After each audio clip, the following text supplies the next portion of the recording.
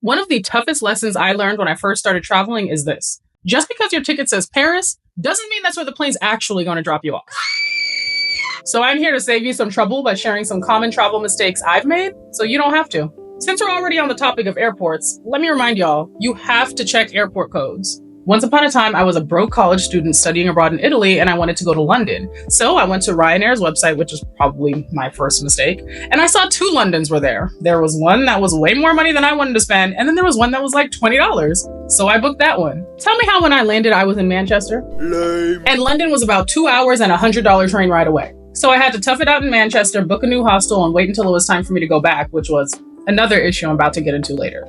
And the worst part of all of that is that Manchester's boring. I think I went to like the grocery store in the mall, or at least back then it was very boring. I did make one friend though, which was cool, but no. And maybe you're like, well, at least she learned. I didn't. What? Same thing happened on a trip I took to Paris. I booked the cheaper Paris, and it was not the Charles de Gaulle airport. It was Beauvais, which is about 2 hours away from Paris. Nobody spoke English. Nobody was trying to help me. I tried to speak Spanish and Italian, and Spanish actually got me a little bit farther than Italian, and I was able to communicate with a random family, and they told me I ain't nowhere near Paris, but they could take me to the train station. But I got in their car, and I lived to tell the tale, and I made it to my friend like 4 hours after I was supposed to meet her. So here's the next thing you have to know as a traveler. Sometimes you just gotta spend the money. One time I tried to save money by staying in Bushwick for a wedding that was in Princeton. Only thing is, I had completely underestimated just how far Bushwick was from Princeton. So I decided to rent a car because I'm like, I don't want to be sitting on a train in wedding attire. Tell me how I booked the car for the wrong day. I tried to cancel because I didn't realize, but I didn't cancel until like the day before. Couldn't get any of my money back, had to rebook a car. And then there I was, spending the exact amount of money that I would have spent had I just stayed in the hotel in Princeton like my friend had suggested to begin with. And to make matters worse, the 1.5-hour drive took me like 2.5 hours in traffic. And when I got back, it took me like an hour to figure out where to park. That might have been a little bit faster if I actually knew how to parallel park, but still. Another time I went cheap, I got bed bugs from a hostel in Prague. And I thought I was doing good because I got a 1-bedroom. I was like, okay, I'm spending a little bit of money. And that was the last time I ever stayed in a hostel. Please make sure your efforts to save money don't cost you money, sanity, and time. Okay, another mistake people make is not checking transportation costs and the distance from the airport to your hotel.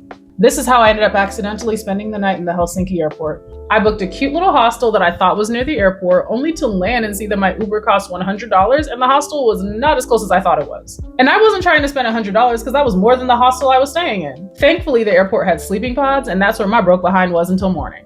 All right, next up, remember this. Nothing is free. I got hustled over a henna tattoo in Marrakesh because I forgot this.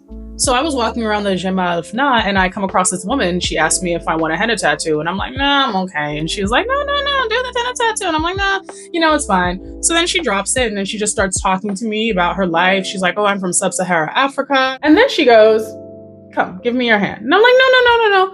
It's okay. I don't want a henna tattoo. She's like, no, for you, I'll do it. And so I'm like, all right, well, she said, for you, I'll do it. She didn't say for money, I'll do it. So like, all right, here you go. When she's done, she looks me in my face and goes, $20. And smiles. I was sitting there looking dumb, like, girl. What? And I can't say no, because then I look like I'm stealing from this elder woman in her country. So I just gave my $20 and walked away with wet henna ink on my hands, getting on everything. Now, this next mistake might sound strange, but hear me out. Too many of us rely on transportation systems to work as they should. Don't do that. Ask questions, double check information, and never assume that someone would have told you something if it was important. Relying on systems to act as they should is how I made it all the way to my boarding gate in Manchester when I was leaving, only to be denied entry because I didn't have a visa stamp on my ticket. Told y'all I'd bring this back. The way it worked when I was studying abroad and I was traveling around Europe was that when you were at the airport, it might have been all airports, you needed to have a visa stamp in order to get on your plane. But usually there was like a kiosk where you really couldn't get past, like you had to get that visa stamp before you could move on. That did not happen at the Manchester airport because somehow I was able to bypass that completely on accident. So for me, when I didn't bump into this visa stamp station, I'm just thinking, okay, I guess it's not required here. They had me sit for an hour while the plane boarded, only to tell me I would have to book a new flight.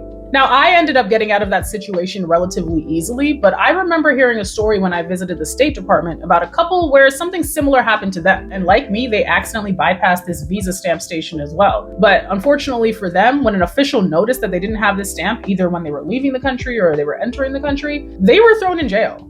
They needed lawyers and everything. It was all an accident, but that did not matter. That's why, like I said, you gotta research, ask questions, and never assume.